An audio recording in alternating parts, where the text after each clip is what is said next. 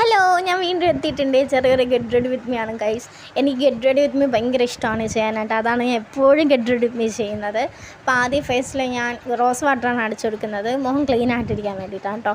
അടുത്ത് പോൺസിൻ്റെ മോയ്സ്ചറൈസറാണ് ഗൈസ്. അത് ഇട്ടുകൊണ്ട് നമ്മൾ എന്നും ചെയ്യുന്ന റൊട്ടീനാണ് ചെയ്ത് കൊടുക്കുന്നത്.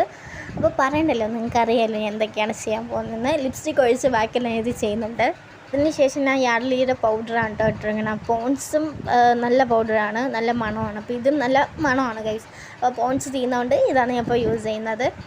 അത് നന്നായിട്ട് മുഖത്ത് അപ്ലൈ ചെയ്ത് കൊടുക്കുന്നുണ്ട്. അടുത്ത് നമ്മൾ ഈ ബ്ലൂ കളർ ഐലൈനറാണ് ഗൈസ്. ഇത് ഞാൻ മിക്ക വീഡിയോസിലും നിങ്ങൾക്ക് കാണിച്ചു തന്നിട്ടുള്ളതാണ്.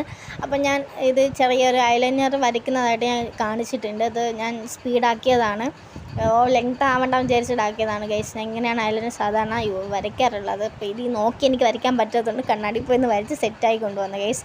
പിന്നെ സെക്കൻഡ് ഇട്ടു, പിന്നെ കമ്മലിട്ടു. പിന്നെ അത് കഴിഞ്ഞ ശേഷം പിന്നെ ഹെയർ സ്റ്റൈൽ നോക്കുവാണ്, ഏതാ ചേർന്ന എനിക്ക് ഒന്നും ഇല്ലായിരുന്നില്ല. പിന്നെ ഞാൻ എന്നും കെട്ടണ ഹെയർ സ്റ്റൈലും കെട്ടി, ഒരു വാച്ചും കെട്ടി. അങ്ങനെ നമ്മുടെ ഫൈനൽ ലുക്ക് ഇതാണ് ഗൈസ്. ബൈ.